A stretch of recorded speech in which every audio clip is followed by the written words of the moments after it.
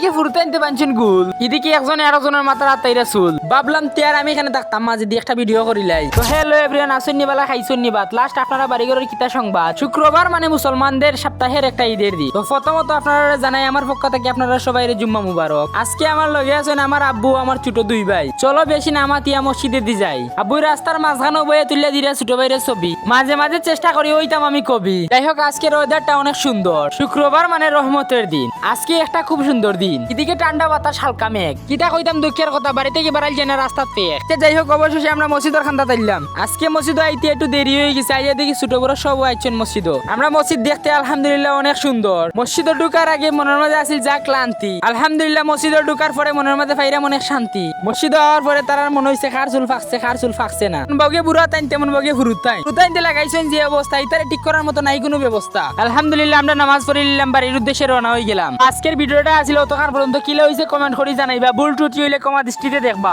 ভালো থাকেন, সুস্থ থাকেন, আসসালামু আলাইকুম।